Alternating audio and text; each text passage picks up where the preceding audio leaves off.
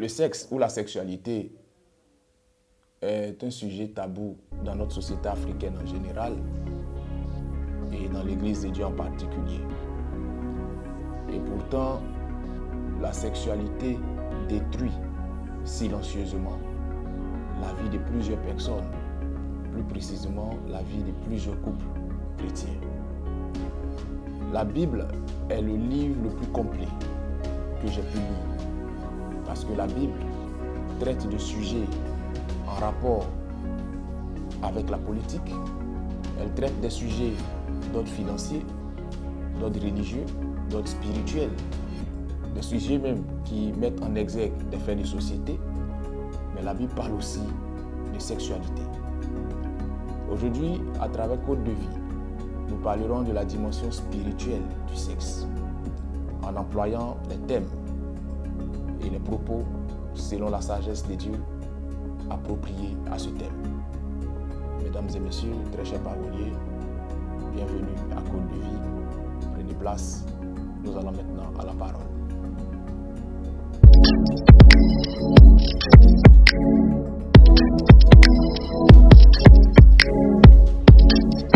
Chaque changement de niveau dans la vie dépend de la qualité d'information et du secret que nous recevons. Voici venu le temps de changement que vous avez rêvé depuis longtemps.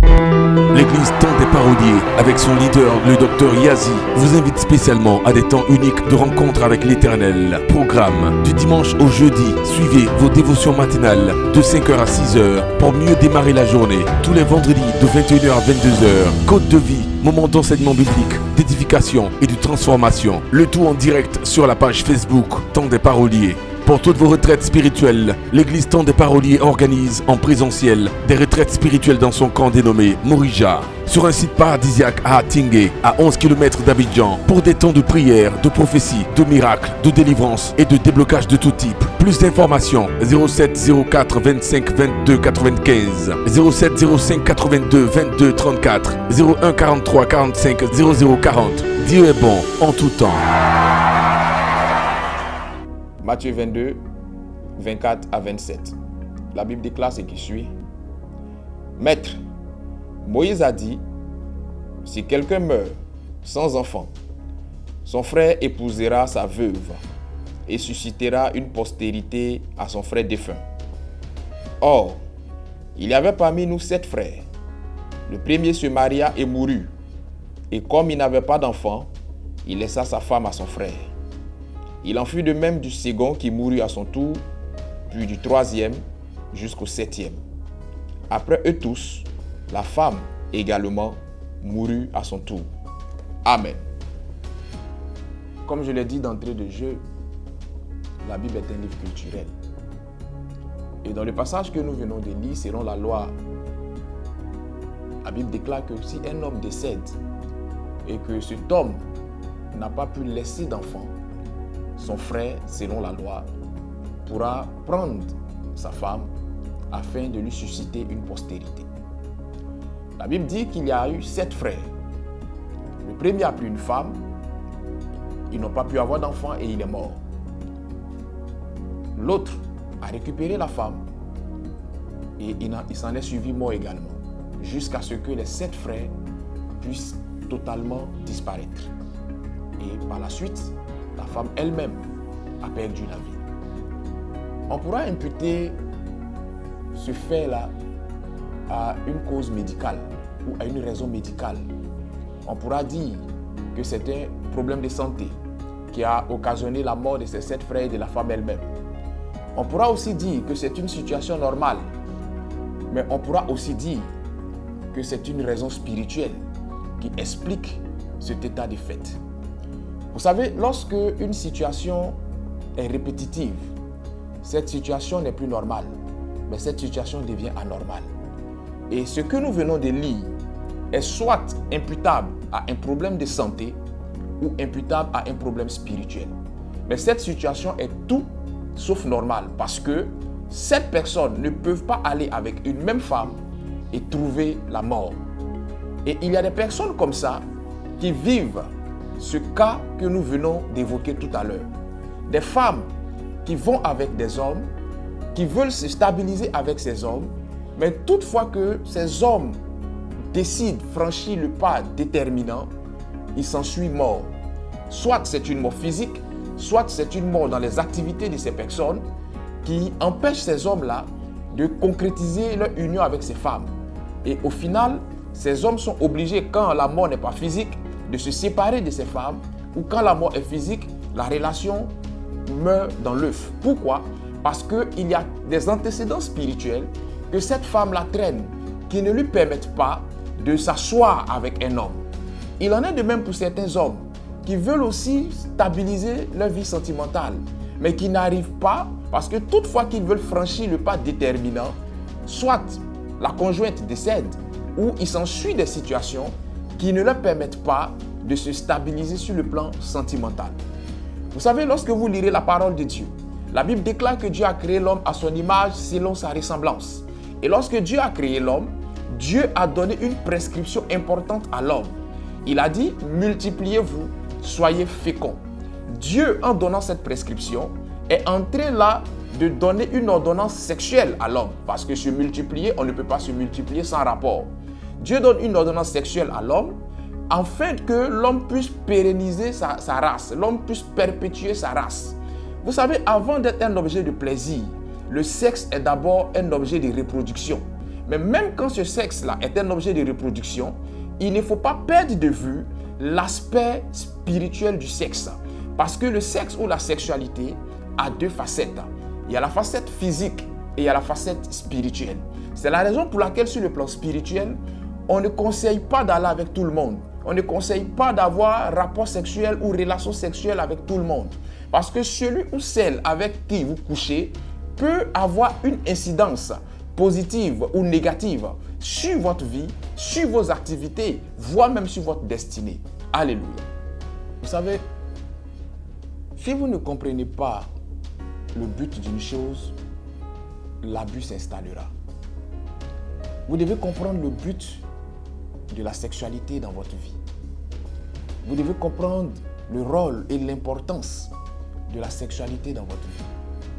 Si vous ne comprenez pas ces choses, le diable se servira du sexe pour vous faire tomber dans une vie de désordre, dans une vie de débauche, dans une dépravation sexuelle à outrance. Pourquoi? Parce que l'une des armes que le diable utilise pour détruire la race humaine, c'est la sexualité. Depuis la nuit des temps, le sexe a été toujours utilisé pour faire tomber les grands hommes, pour éteindre les grandes destinées, pour étouffer les grandes étoiles. Et si vous ne maîtrisez pas la dimension spirituelle de la sexualité, le diable se servira subtilement du sexe afin d'étouffer la grandeur de votre étoile, l'éclat de votre étoile, afin de tuer votre destinée dans l'œuf ou afin de vous faire dérouter et vous mettre dans une vie qui n'est pas la vôtre. Lorsque vous lirez la Bible, dans le livre de Corinthiens 7, au verset 15, la Bible déclare, pour résumer, que celui qui brûle se marie. Parce que la Bible, afin d'éviter le péché sexuel ou la vie de péché sexuel à un grand nombre de personnes, nous recommande le mariage. Le mariage est une institution divine. Le mariage est une institution sacrée. On se marie pour, selon la Bible, fuir le péché sexuel. Parce que le péché sexuel, on ne le combat pas, on le fuit. C'est en cela que la Bible déclare fuir l'impudicité. Il y a des choses contre lesquelles vous pourrez combattre, mais il y a des choses contre lesquelles vous ne devez pas combattre. La meilleure manière de combattre ces choses, c'est de les fuir purement et simplement. Et le sexe en fait partie. Devant la tentation sexuelle, on ne se joue pas les trop spirituels. On ne se joue pas les durs. Devant la tentation sexuelle, on fuit. Parce que le sexe est l'un des organes de l'homme qui n'est pas du tout converti, qui n'est pas du tout baptisé. Le sexe peut avoir des réactions qui iront au-delà même de vos attentes et qui vous amèneront à faire ces réactions-là, des choses que vous n'avez pas prévues. Donc, fuyez le péché sexuel en vous mariant selon la parole de Dieu. Mais si vous vous mariez sur des fondements bizarres, si vous vous mariez sur la base de principes bancals, votre péché sexuel changera de nom.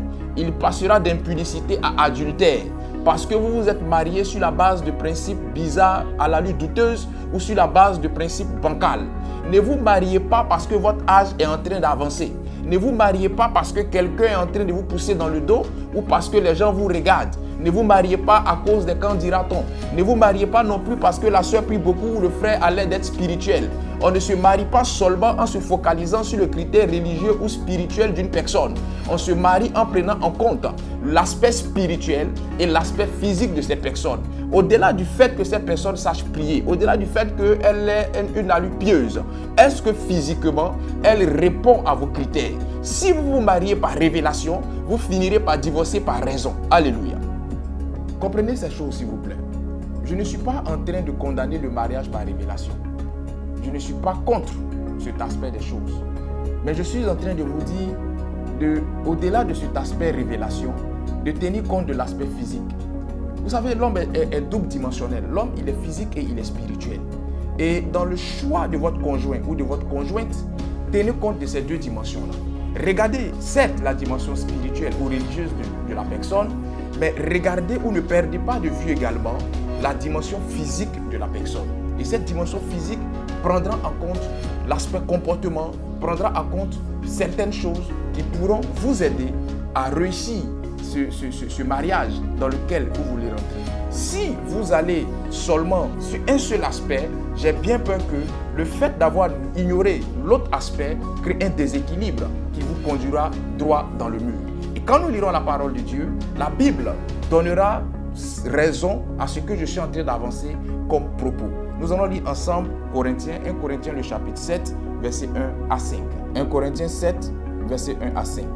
La Bible déclare: pour ce qui concerne les choses dont vous m'avez écrit, je pense qu'il est bon pour l'homme de ne point toucher de femme.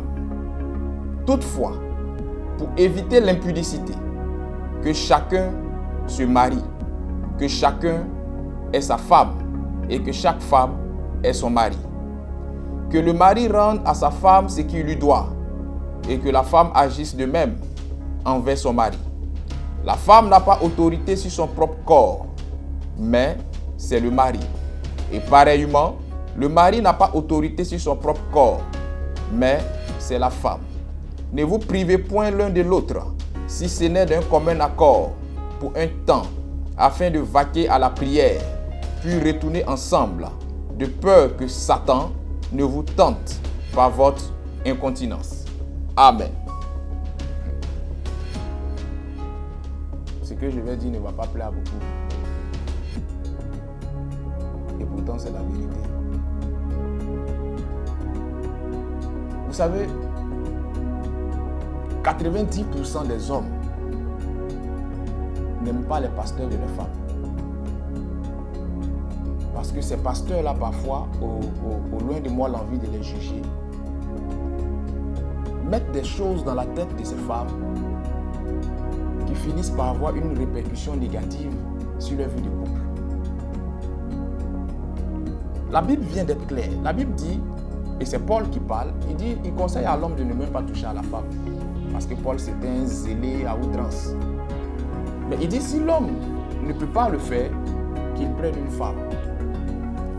Et il va plus loin pour dire que l'homme n'a pas autorité sur son corps, ni la femme également n'a pas autorité sur son corps. Que l'homme donne à la femme ce qu'il lui doit, c'est-à-dire le sexe, et que la femme donne à l'homme ce qu'elle lui doit, c'est-à-dire le sexe. Là déjà, ce passage-là relève un point. Vous savez, dans la vie des couples, le terme « je suis fatigué » n'est pas indiqué.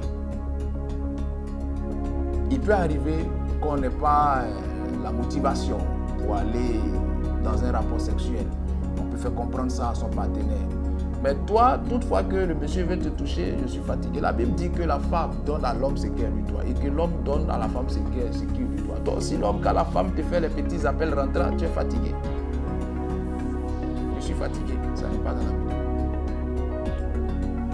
On trouve des ajustements pour satisfaire chacun. On se comprend. C'est pourquoi il est dit, ne vous mariez pas comme je disais tantôt parce qu'on vous pousse, mais mariez-vous parce que vous vous sentez prêt ou prête à rendre l'autre heureux. Parce qu'on ne se marie pas pour être heureux à la base. On se marie pour rendre heureux. Et à son tour, on est rendu heureux. Donc il dit que l'homme rende à la femme ce qu'il lui doit, vice-versa. Premier point. Deuxièmement, il dit ne vous privez point l'un de l'autre, si ce n'est d'un commun accord. Il y a des femmes qui vont à l'église et qui du jour au lendemain font savoir au monsieur qu'on a décrété 40 jours de prière dans notre église. Donc durant les 40 jours de jeûne et prière, arrange-toi comme tu veux, mais passe loin de moi. Parce que je ne veux pas vivre dans le péché. Vous êtes mariés, où est le péché encore là? Aujourd'hui, parlons avec les thèmes bruts, dans la sagesse. Et tu vas faire les 40 jours là, sans que le monsieur ne fasse quoi que ce soit. C'est-à-dire que même l'enfant le nouveau-né pour le sévrer, on le prévient d'une certaine manière. Donc tu ne préviens même pas le monsieur. Du jour au lendemain, tu viens lui mettre un problème de 40 jours sans faire quoi que ce soit. Mais ne sois pas étonné qu'au terme de tes 40 jours, il ait trouvé quelqu'un d'autre. Moïse est parti faire 40 jours sur la montagne. Il a dit au peuple, je vais parler avec Dieu, je reviens. Jusqu'à ce que Moïse revienne, le peuple a fait un veau d'or, il s'est mis à adorer le veau d'or. Parce que la nature a horreur du vide. Je ne suis pas en train d'encourager les hommes à l'infidélité. Mais toi, la soeur en Christ, qu'on a épousé parce que tu priais beaucoup là. Toi qu'on a épousé parce que tu jeûnais beaucoup. On a épousé parce que tu avais l'air religieuse et beaucoup spirituelle. Où tu t'es marié là, il faut doser un peu la spiritualité là. La Bible déclare ne vous privez pas l'un de l'autre si ce n'est d'un commun accord. C'est-à-dire que même s'il y a 40 jours que tu es la diaconesse ou bien tu es la très intercesseuse, la très voyante de l'église, assieds-toi avec ton époux et trouvez un terrain d'entente. Ce que je vais dire va peut-être choquer, mais pardonnez-moi, même dans le jeûne, on peut avoir des rapports sexuels. Tant que c'est sous la bannière du mariage et que c'est légal aux yeux de Dieu là, vous pouvez avoir des rapports sexuels. Arrêtez vos affaires de je suis en jeûne, donc ne viens pas vers moi. Si c'est ton mari, la Bible déclare que la femme n'a pas autorité sur son corps, l'homme également. Si c'est ton mari là, vous pouvez vous entendre. Ah vraiment, je suis en jeûne de 6h à 18h. Donc de 6h à 18h, on peut faire un cessez-le-feu. Mais à partir de 18h, on peut tirer partout. C'est possible. Mais 40 jours, le monsieur va s'asseoir. Mon frère, toi-même, il faut voir ce côté-là aussi. Alléluia. Je voudrais aussi parler aux hommes, aux frères en Christ, aux hommes de Dieu. Vous savez, la jeune sœur vous a choisi parce qu'elle a vu en vous des qualités. Elle a vu en vous des valeurs. Elle a vu en vous un zèle. Mais ne laissez pas votre zèle, vos valeurs, vos qualités vous détourner de votre devoir de mari. Parce que parfois, pour toi l'homme de Dieu, tu es tellement absorbé par tes programmes d'évangélisation, par tes réceptions, par les rendez-vous avec tes fidèles, par l'interprétation de leurs songes en saison 1, 2 et 3, que tu n'arrives même plus à t'occuper de ta femme. Il n'est pas mauvais de faire l'œuvre de Dieu. Mais avoir des rapports avec sa femme, excusez-moi de vous choquer, fait partie aussi de l'œuvre de Dieu. Quand la Bible déclare celui qui n'a pas soin de sa famille est pire qu'un insensé qui a abandonné la foi. Prendre soin de sa famille, là, ce n'est pas seulement donner l'argent des popotes. Prendre soin de sa famille, ce n'est pas seulement envoyer les enfants à l'école. Prendre soin de sa famille, c'est donner ce que la femme veut à 4 h du matin ou à 6 h ou à des heures un peu coquines. C'est très important. Mais toi, tu donnes l'argent des popotes, tu assures toutes les charges, tu pries beaucoup, tu jeûnes pour la famille et la belle famille. Mais sur ce côté, tu es absent. Mais il ne faut pas t'étonner. Il ne faut pas t'étonner. Donc, à un moment, il faut faire la part des choses et il faut trouver le juste milieu. Même quand tu me diras que tu voyages beaucoup, tu peux voyager avec ta femme. Et là encore même, ça va encore agrémenter la chose.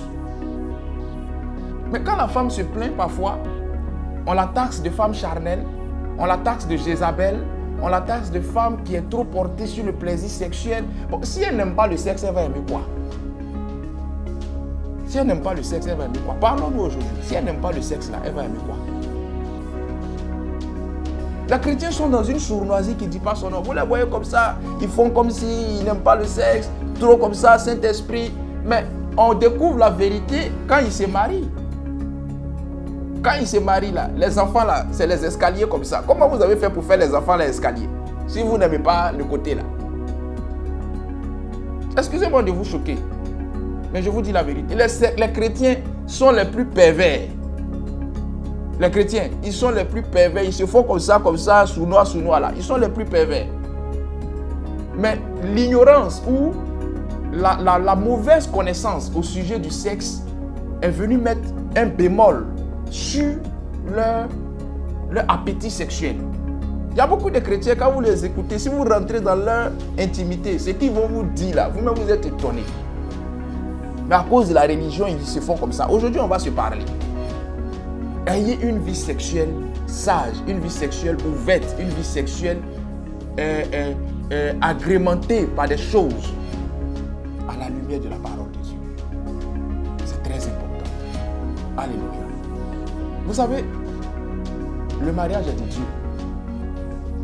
Le mariage est une institution divine et sacrée. On enseigne le mariage en grande pompe à l'église. Mais on n'enseigne pas la sexualité à l'église. Et souvent même, le jour du mariage, on va prêcher tout autre message.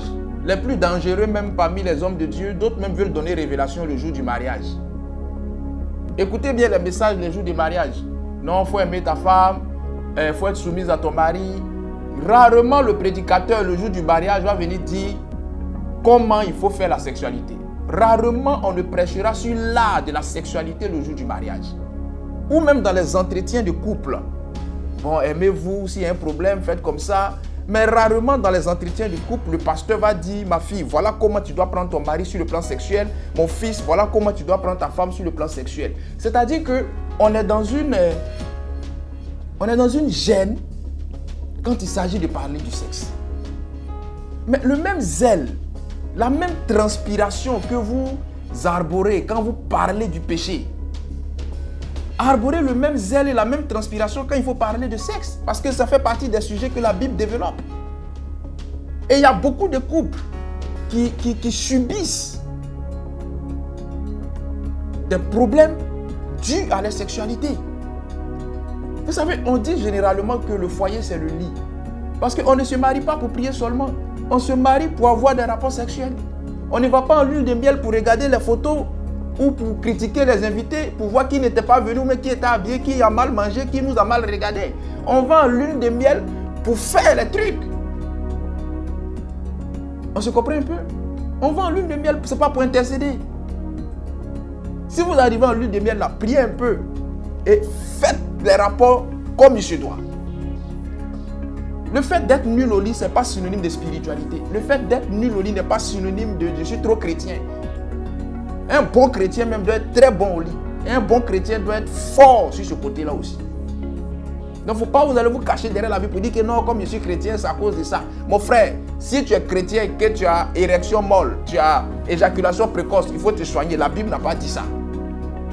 Non, il ne faut pas regarder à l'apparence chérie. Non, hein, mon frère, il faut soigner ça.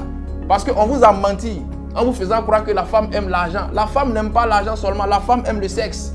Donne l'argent à la femme, ne lui donne pas le sexe. Tu vas comprendre que l'argent ne suffit pas à la femme. Alléluia. Comprenez ces choses s'il vous plaît. Donnez de l'argent à vos femmes du mieux que vous pourrez. Donnez de l'affection à vos époux du mieux que vous pourrez. Mais ne les privez pas du sexe. Donnez-leur aussi du sexe, comme il se doit. Ne soyez pas ce mari, ne soyez pas cette femme-là qui pousse son conjoint ou sa conjointe à la faute subtilement. Parce que le fait de ne pas donner le sexe à monsieur ou à madame, c'est une manière voilée de l'exposer au fait. Et si demain le pire arrive, vous aurez une part de responsabilité. Même si vous n'êtes pas coupable, vous aurez une part de responsabilité. Vous savez, dans des situations d'infidélité, c'est celui qu'on attrape, qu'on crible. Mais quand on va fouiller, l'autre a une grande part de responsabilité également. Ça peut être dû, c'est peut-être dû à un manque d'attention, c'est peut-être dû à un manque de sexualité. Il y a beaucoup de choses en fait. Et quand vous allez même regarder les choses de manière plus approfondie, il y a deux grands types de divorce. Il y a le premier type de divorce qu'on appelle le divorce ouvert, que tout le monde sait, dont tout le monde est informé. Ce divorce-là n'est pas le plus terrible. Mais il y a le divorce secret que beaucoup de couples chrétiens vivent. Le divorce secret, c'est ce divorce-là qui, publiquement, nous amène à sauver les apparences, en faisant croire aux gens que ça va bien dans notre foyer, en ayant une allure de couple soudé, une allure de couple aimant. Pendant que, dans l'intimité, on ne fait même plus chambre commune. Dans l'intimité, on n'a même plus de rapport. Dans l'intimité, on ne partage plus rien ensemble. Et il y a beaucoup de couples chrétiens, beaucoup de couples pastoraux, et même des couples, même dans la généralité, qui vivent ce divorce secret-là. Où on est marié sur papier, on est marié aux yeux des gens, on est marié sur le doigt parce qu'on porte toujours l'alliance.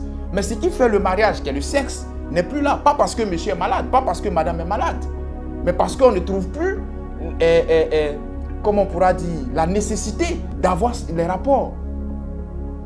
Vous comprenez? Et c'est terrible. Il y a beaucoup de chrétiens qui vivent ces choses-là. Vous savez, il y a trois choses qui peuvent frustrer un homme.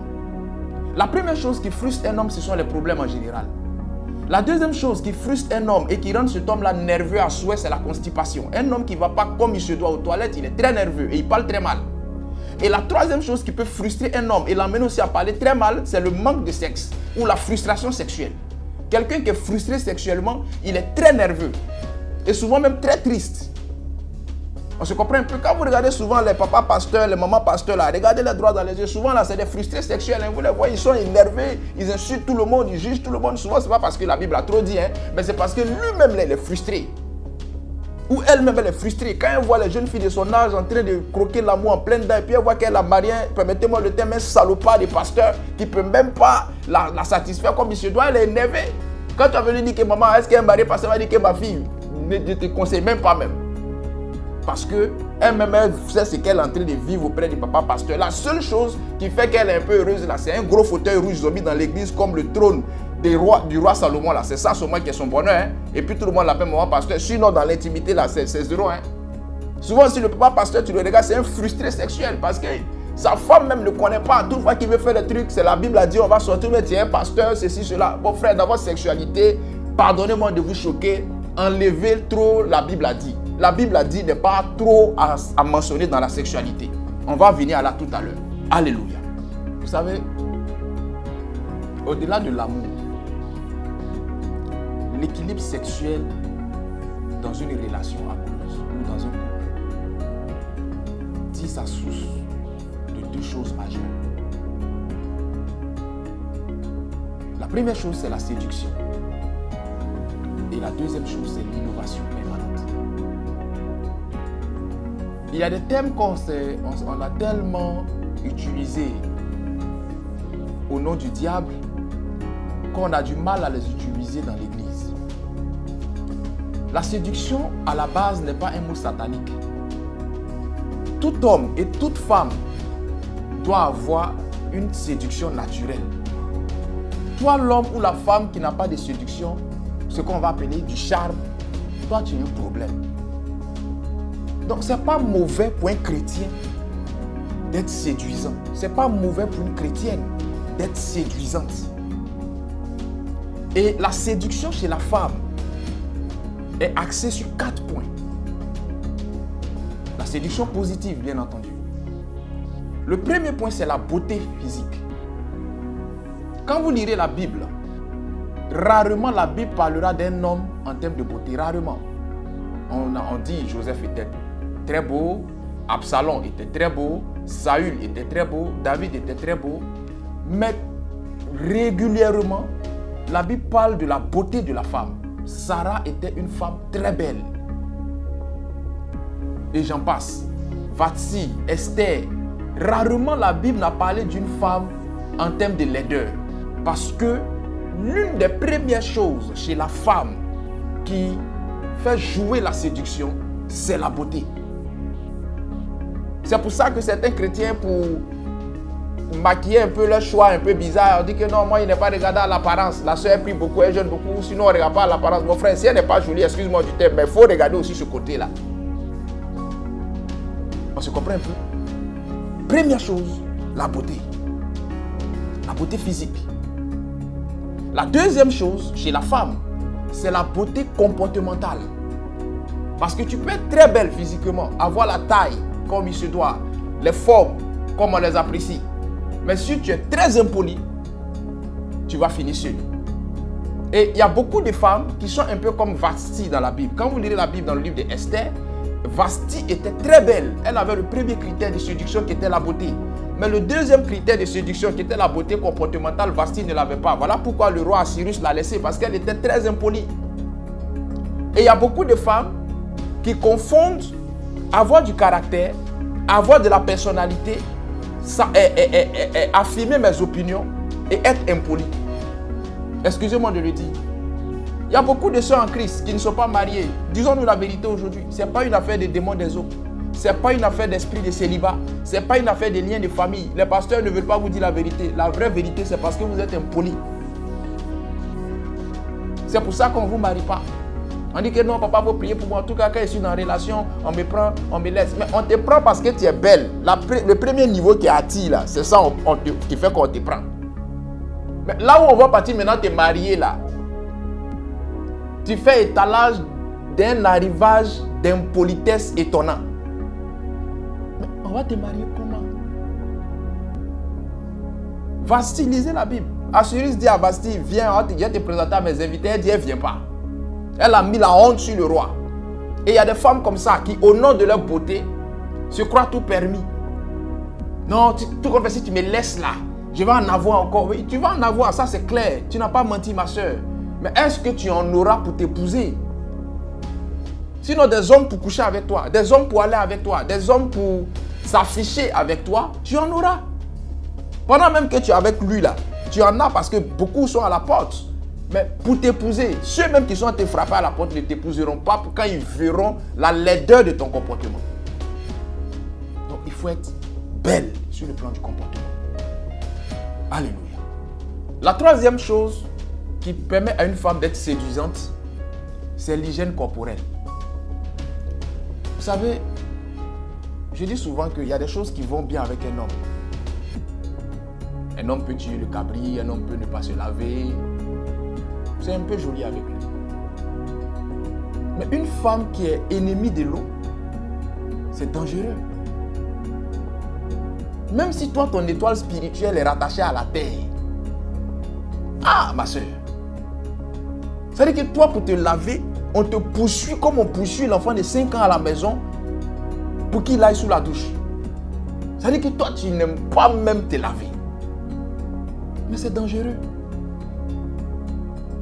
Lisez Esther 2, verset 12. La Bible déclare que les jeunes filles allaient vers le roi après s'être acquittées des soins corporels avec des parfums à usage odoriféant. Donc une femme doit prendre soin de son usage corporel, de sa santé, de son hygiène du moins corporelle. Il faut te mettre les parfums, il faut te travailler le corps, c'est important. Il faut faire des pédicures, manicures. Mais souvent même on va venir te voir la soeur Christ, voici les ongles là comme un bic bleu, long comme ça. Non. Fais-toi chic, fais-toi bien, ça c'est pas un péché. Arrange tes cheveux, fais-toi les cils, ressens encore ta beauté. Il y a des choses naturelles que la Bible ne condamne pas, qu'on peut utiliser pour ressortir la beauté. Mais toi-même, ça dit que l'hygiène corporelle là, tu es ennemi de ça. Ça dit que toi, tu es naturel. 3 fois naturel, c'est ton nom. Non. Même si tu n'aimes pas le maquillage, il faut te laver. Il faut te parfumer. C'est très important. Quand le monsieur vient, tu sens bon. C'est important. Ce n'est pas seulement que l'homme qui doit sentir bon. La femme doit aussi sentir bon. C'est très important. Donc, mettez l'accent sur ce côté-là aussi. Alléluia. La 4e et dernière chose qui joue sur la séduction de la femme, c'est l'aspect vestimentaire. Et dans sa séduction, une femme doit avoir 4 vêtements. Le premier vêtement, c'est le vêtement de travail. Qu'elle soit ménagère, qu'elle soit travailleuse, étatique. Ton vêtement de travail, tous tes vêtements de travail doivent mettre en valeur ta séduction positivement. sans choquer qui que ce soit ou sans vouloir être dans l'extravagance. La deuxième chose, c'est le vêtement de maison. Et dans le vêtement de maison, là, il n'est pas mauvais d'être, permettez-moi le terme, d'être sexy. Il y a des femmes qui, avant d'être au foyer, étaient bien sexy. Quand le monsieur quittait son petit studio et qu'il venait te voir à la maison, mais chez tes parents, il venait te trouver, c'était bien. Les petites culottes, les petits mini, les trucs vraiment qui précipitaient le passage à la mairie. Mais depuis qu'il t'a marié, il vient à la maison, c'est des gros boubous qui font 4 fois ta taille, des morceaux de pagne à la poitrine chaque soir avec un long cul-dent, comme la vieille mère au village. Des tenues bizarres que tu portes, souvent même là, le pagne, là, tu peux porter ça comme ça une semaine, comme si c'est la prescription que ta grand-mère t'a donnée pour que le foyer là réussisse. Bon, on va aller où est ça? Non. Souvent là, la tenue de maison là, c'est pas un péché. Que tu sois maman pasteur, que tu sois la sœur en Christ, la responsable du groupe musical ou la très très convertie. C'est pas mauvais à la maison de porter les petites culottes souvent. C'est très bon même. Porter les petits mini, les petites tenues attrayantes. C'est très bon. Mais le monsieur quitte le travail. Il vient à la maison, il va venir trouver un gros boubou ou un gros pagne qui va lui rappeler sa défunte grand-mère. Non. Bon, après, tu vas dire que non, mon mari me regarde comme sa soeur. Mais quand si toi-même, tu te mets dans des allures de sa soeur, il va te regarder comme sa soeur. Donc, le côté tenue, là, et puis les tricots d'église, là, arrêtez de porter ça à la maison. Les tricots d'église, là, on sait que vous aimez vos pasteurs, on sait que vous êtes beaucoup chrétiennes, mais les tricots d'église, là, il y a d'autres mecs qui en ont jusqu'à 31 pour couvrir tout le mois. Non. Arrêtez de porter ça à la maison. Portez les petites tenues chic. À la suite des tenues de maison, il y a la tenue de nuit. Voilà, les lingeries, les nuisettes, les lingeries coquines là, c'est pas Satan. Pas te payer ça porter. Ça sert à rien. J'ai pas envie de sortir le mot. Non, porter les lingeries bien intéressantes là. Parce que c'est ça aussi qui va faire monter le plaisir et l'adrénaline. Donc, les nuisettes. Comme ça, la robe de nuit, là, quand tu portes comme ça, on voit à travers la robe, on est inspiré. Mais on dit qu'alors se coucher, même tu portes la tenue, le monsieur a sommeil. Même s'il avait fait la sieste toute la journée, il voit la tenue là, mais il a dit à sommeil. Non. Donc la tenue de nuit, elle est importante. La quatrième et dernière tenue de la femme, c'est la tenue d'Adam. Une femme doit aussi se mettre nue.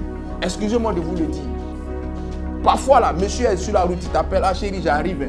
Il ne faut pas lui dire seulement, il faut envoyer du pain quand tu arrives. Mais quand il vient là, il ne faut pas oublier mes fruits, il ne faut pas oublier mon lait. Non.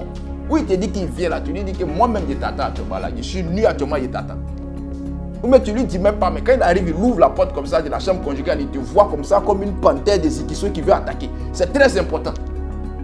Mais il vient te voir, il a dit que lui-même, il peut prophétiser, il peut prédire comment il va venir te voir. Il sait qu'il va venir te voir couché dans le canapé, avec un gros pagne, un gros foulard, la télécommande en main et ton cul-dent. La Bible à côté, ça ne manque pas. Effectivement, il vient, ça ne rate jamais. Non. Souvent, il vient, il ne te trouve pas, le salon est vide, il t'appelle, tu ne réponds pas. Et quand il ouvre la porte comme ça, voici la position. C'est très important. Alléluia. Il n'y a pas que la femme qui ait des attributs de séduction, qui soit obligée de mettre en avant ses attributs de séduction positivement parlant. L'homme également doit avoir des attributs de séduction qu'il saura mettre en avant pour avoir une femme ou même pour entretenir sa vie. Et dans la dimension de la séduction chez l'homme, on va aller sur 3 points fondamentaux. Le premier point chez l'homme, c'est d'abord ce que j'appelle son élégance verbale. La Bible déclare que Judas parla au cœur de la femme et elle tomba amoureuse de lui. On se comprend. Un homme, il doit avoir le verbe. Ta bouche doit être sucrée. Ça n'a rien à voir avec tu es un menteur. Non, ta bouche là, quand tu parles à la femme, elle dit que oui, j'ai croisé quelqu'un.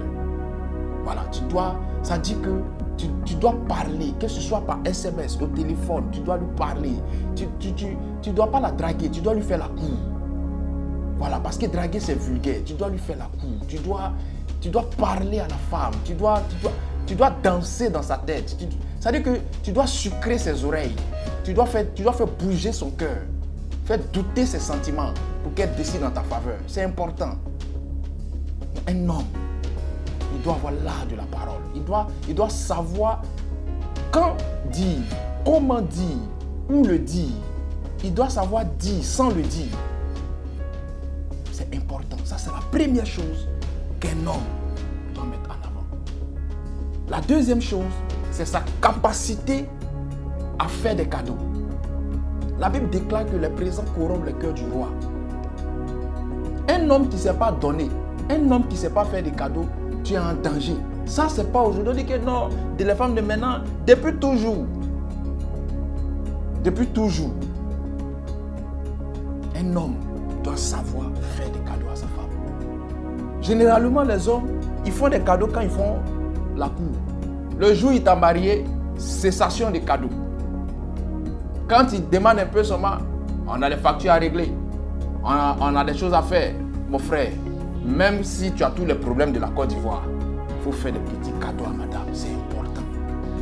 Le soir comme ça, en rentrant du boulot, tu vois quelque chose là, ça peut plaire à ta femme. Tu vois, selon tes moyens, tu n'as pas besoin d'être milliardaire pour le faire.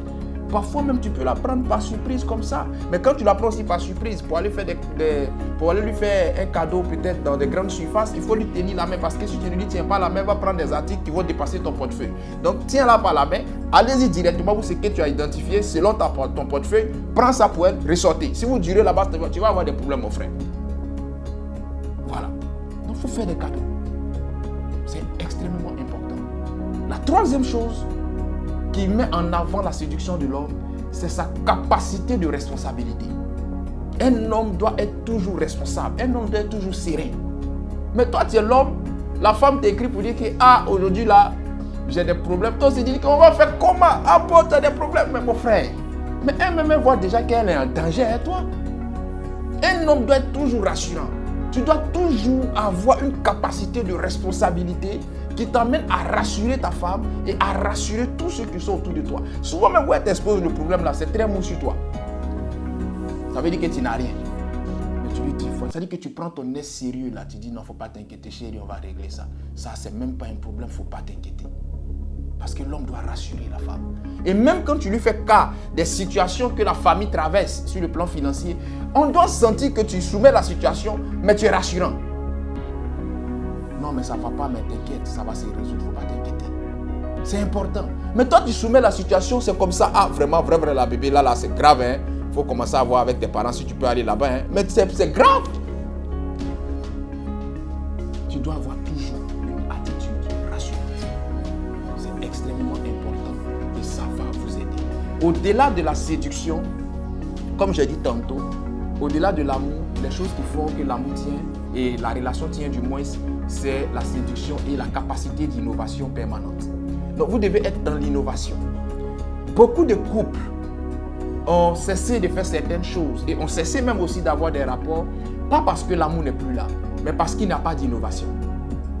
C'est-à-dire qu'on va avoir le rapport là, de la même manière, par le même procédé, au même endroit. C'est dangereux.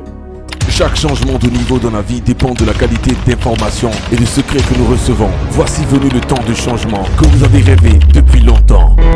L'église Temps des Paroliers, avec son leader, le docteur Yazi, vous invite spécialement à des temps uniques de rencontre avec l'Éternel. Programme du dimanche au jeudi. Suivez vos dévotions matinales de 5h à 6h pour mieux démarrer la journée. Tous les vendredis de 21h à 22h. Côte de vie, moment d'enseignement biblique, d'édification et de transformation. Le tout en direct sur la page Facebook Temps des Paroliers. Pour toutes vos retraites spirituelles, l'église Temps des Paroliers organise en présentiel des retraites spirituelles dans son camp dénommé Morija, sur un site paradisiaque à Atingué, à 11 km d'Abidjan, pour des temps de prière, de prophétie, de miracles, de délivrance et de déblocage de tout type. Plus d'informations 07 04 25 22 95, 07 05 82 22 34, 01 43 45 00 40. Dieu est bon en tout temps. C'est très dangereux.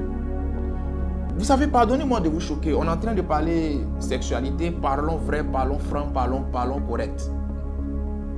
Il n'est pas dit, et nulle part dans la Bible, il n'est écrit que pour avoir un rapport sexuel, soyez dans un lit, sur un drap vert, fermez la porte, priez un peu d'abord, liez les démons et ayez des rapports.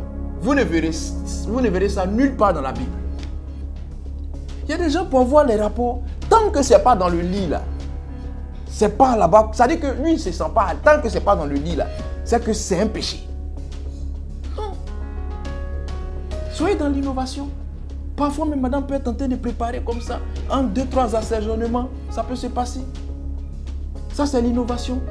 On ne peut pas toujours aller dans la maison. Vous savez pourquoi? Je vais vous dire la vérité aujourd'hui. Vous savez pourquoi dans une maison, on dit souvent aux gens, le canapé, le grand fauteuil dans les maisons. Quand vous allez dans les maisons, généralement, il y a des fauteuils, il y a un grand canapé, il y a un grand fauteuil. Généralement, on vous dira que c'est le fauteuil du couple. Quand vous arrivez dans une maison, asseyez-vous partout. Mais cette place-là, laissez-la comme ça. Tant que le propriétaire ou la maîtresse de maison ou le maître de maison ne vous dit pas assieds-toi là, il ne faut pas t'asseoir. Parce que si ce fauteuil-là doit parler, pour un couple qui met vraiment en évidence et en valeur le salon, si ce fauteuil-là doit parler, mon frère, tu vas refuser de t'asseoir là-bas. On se comprend un peu? Donc parfois là, ce fauteuil-là, mettez-vous, ce n'est pas toujours qu'il faut s'asseoir là-bas, ce n'est pas écrit qu'il faut s'asseoir là-bas pour regarder le journal. Parce que là-bas, c'est là-bas on s'assoit pour regarder le journal ou bien pour voir les factures. Ce n'est pas la place du journal ou des factures. Là-bas, on s'assoit aussi pour travailler. C'est important. Donc vous pouvez faire ça là-bas aussi. C'est très important. Vous pouvez faire ça aussi dans la douche. C'est important. Ce sont les innovations. Comme vous pouvez me sortir de votre cadre et puis aller prendre une chambre d'hôtel. Mais la soeur en Christ, tu as dit qu'à l'hôtel, tu as dit que hey, moi encore, tu vas bien regarder, tu vas m'envoyer à l'hôtel, tu vas marier pour m'envoyer à l'hôtel. Tu as quel problème? Jeannette, tu as quel problème? Il faut t'envoyer à l'hôtel pour changer un peu. Parce qu'on veut voir un rapport là, c'est le même plafond, on va regarder le même plafond un peu percé. Non, on faut aller dans les chambres d'hôtel un peu synthétiques là. C'est important. Alléluia. Vous comprenez? Donc, soyez dans l'innovation. Soyez dans l'innovation constante, permanente. Tant que ça ne choque pas et que ça ne va pas à l'encontre des Saintes Écritures, soyez dans l'innovation. La voiture et bien d'autres endroits, soyez dans l'innovation. Ça va vous rapprocher, ça va diversifier votre sexualité, ça va agrémenter votre sexualité. Voilà, mais une fois que la sexualité tombe dans une routine qui ne dit pas son nom, vous êtes bien parti pour avoir des problèmes. Il faut être dans l'innovation constante, dans l'innovation permanente. C'est extrêmement important. Gloire à Dieu. Vous savez, la Bible est un condensé des livres très pudiques. Et même dans sa pudeur, la Bible parle de sexualité. Mais avec des thèmes codés, avec des thèmes voilés, et souvent avec des thèmes ouverts. Lorsque vous lirez la Bible en Genèse, la Bible déclare Adam connut Ève et elle enfanta Caïn. Et il y a bien d'autres textes comme ça où la Bible emploie le verbe connaître pour subtilement faire référence au rapport sexuel. Au-delà du verbe connaître, la Bible emploie bien d'autres thèmes voilés pour faire référence au rapport sexuel. On a tellement mis en lumière ce que la Bible interdisait sur le plan sexuel, si bien que les chrétiens ne savent plus qu'est-ce qu'ils doivent faire dans leur intimité. Et donc ça fait que la seule position, permettez-moi le terme, la seule position que les chrétiens les plus radicaux, les plus extrémistes, ou les chrétiens qui n'ont même pas de connaissances sur la sexualité biblique ou spirituelle, la seule position qu'ils connaissent, c'est la position missionnaire qu'on appelle communément le tue-moi.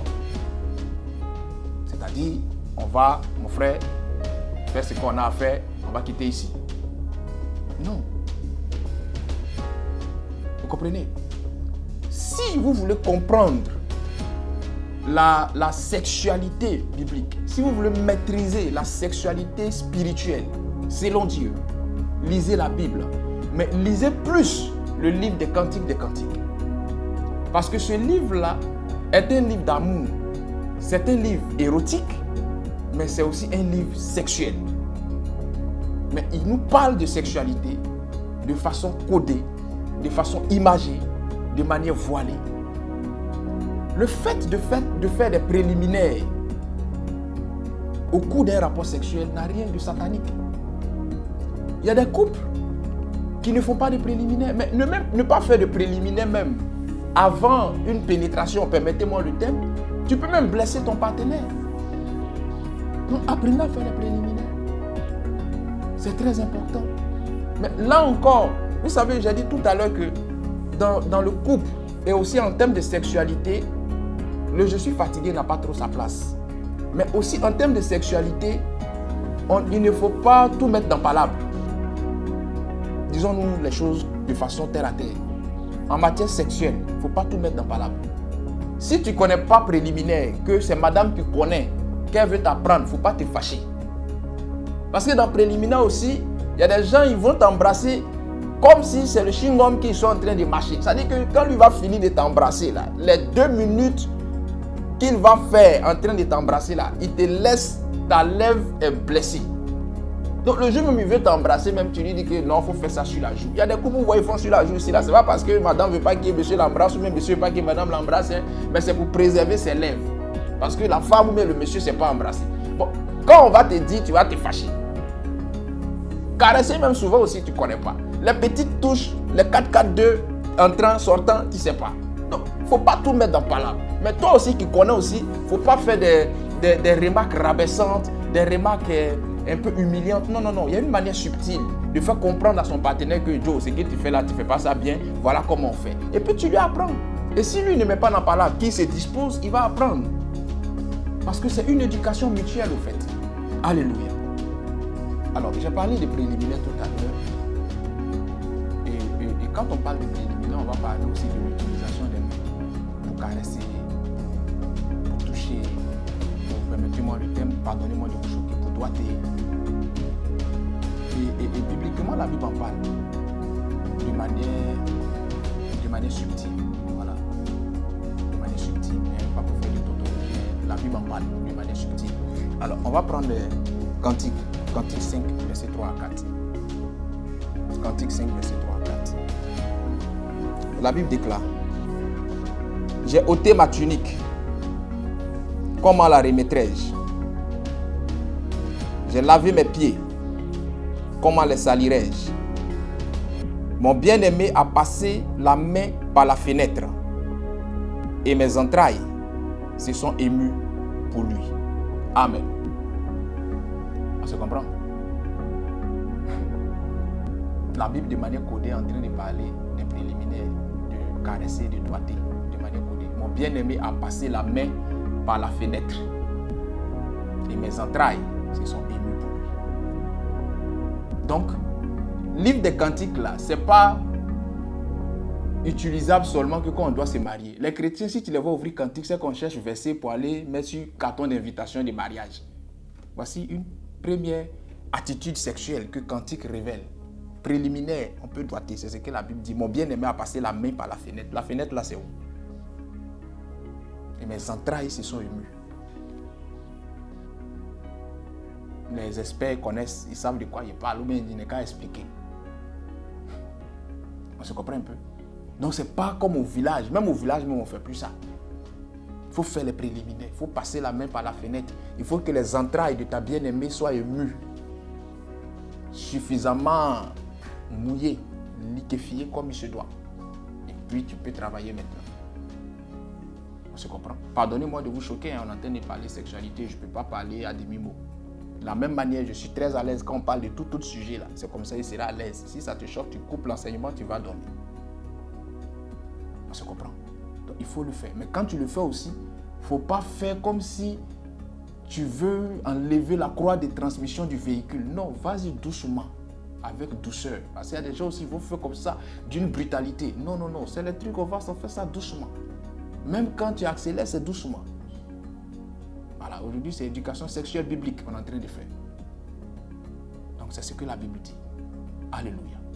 À la suite des doigts, la Bible, dans le livre des Cantiques, toujours parle d'un autre organe qui peut jouer un rôle important dans la sexualité. Ce que je vais dire va choquer, mais je le dis à la lumière de la Bible. Si ça vous choque, pardonnez-moi. Vous savez, ne prenez pas votre sensibilité pour une vérité biblique ou des textes sortis de leur contexte pour une vérité biblique. La Bible, elle nous dit la vérité souvent sans tenir compte de notre sensibilité. Mais elle ne nous oblige pas à appliquer cette vérité. Elle nous propose cette vérité. C'est en cela qu'on dit que l'évangile est une proposition et non une imposition. Alors, au-delà des mains, la Bible autorise aussi l'utilisation de la langue, ce qu'on va appeler le cunnilingus, ce qu'on va appeler lécher. La Bible autorise ça. Tant pour l'homme vis-à-vis de la femme que pour la femme vis-à-vis de l'homme. Les chrétiens disent que la bouche qu'il prend pour chanter, la bouche qu'il prend pour prêcher, l'est-ce qu'il peut prendre pour faire. La Bible dit, on va lire ça, mais encore de manière codée. Cantique 4, versets 12 à 16. La Bible déclare: tu as un jardin fermé, ma sœur, ma fiancée, une source fermée, une fontaine scellée. Tes jets forment un jardin où sont des grenadiers, avec des fruits les plus excellents, les trônes avec le nard et le safran, le roseau aromatique et le cinnamome, avec tous les arbres qui donnent l'encens, la myrrhe et l'aloès, avec tous les principaux aromates. Une fontaine des jardins, une source d'eau vive, des ruisseaux du Liban. Lève-toi, Akion, viens, autant, soufflez sur mon jardin et que les parfums s'exaltent, que mon bien-aimé entre dans mon jardin et qu'il mange de ses fruits excellents. On se comprend? Verset 16 surtout. Il dit: lève-toi, Aquilon, viens, autant, soufflez sur mon jardin. Le jardin de la femme, c'est où? Soufflez sur mon jardin. On se comprend un peu? Lisez surtout le verset 16, vous allez mieux comprendre. Tu souffles sur mon jardin. Donc, dans la dimension des préliminaires, selon la Bible, de manière voilée, Cantique dit qu'on peut souffler sur le jardin. On peut, sur le jardin. Pour encore créer des choses. Pour exalter, avant de pouvoir travailler. Alléluia. Troisièmement, la Bible, toujours dans Cantique, met en lumière l'utilisation de ce que j'appelle les artifices sexuels. Cantique 2, 5 à 6. La Bible déclare: soutenez-moi avec des gâteaux de raisin, fortifiez-moi avec des pommes, car je suis malade d'amour. Que sa main gauche soit sous ma tête et que sa droite m'embrasse. Amen. On se comprend? Les artifices sexuels, le chocolat, le lait, quoi encore, la crème, bien d'autres choses qu'on peut mettre sur le partenaire. Et puis, comme la Bible dit, que sa main soit sur ma tête et qu'il m'embrasse. C'est-à-dire que tu mets le chocolat là sur ton partenaire, tu mets le lait là sur ton partenaire, et puis tu embrasses comme ça, tu passes. C'est Salomon qui a écrit Cantique. Salomon, c'était un enfant gâté. Et puis, il dit que tu fais comme ça.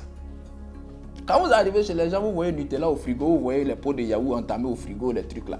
Ne buvez pas. Souvent, là, ils ont pris pour faire des choses. Ils ont pris pour faire des choses. Donc même les plus terribles, même là, ils prennent Beaufort, ils prennent Heineken pour faire les choses. Ne vous amusez pas avec les gens sont terribles. C'est que je suis en train d'enseigner à d'autres qui étaient déjà dans la révélation. C'est que je suis en train de dire, c'est une confirmation pour eux. Ils sont heureux comme ça en m'écoutant ce soir-là. Vous comprenez?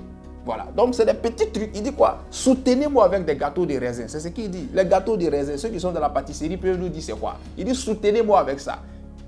Donc souvent là, tu peux mettre ton partenaire comme ça, tu mets ta partenaire et puis tu mets le chocolat là sur elle, tu mets le yaourt là sur lui comme ça, tu fais comme ça, et puis tu travailles comme ça d'une de ces manières. Tu t'as dit que tu fais l'architecture de son corps avec ta langue. C'est très important, mon frère.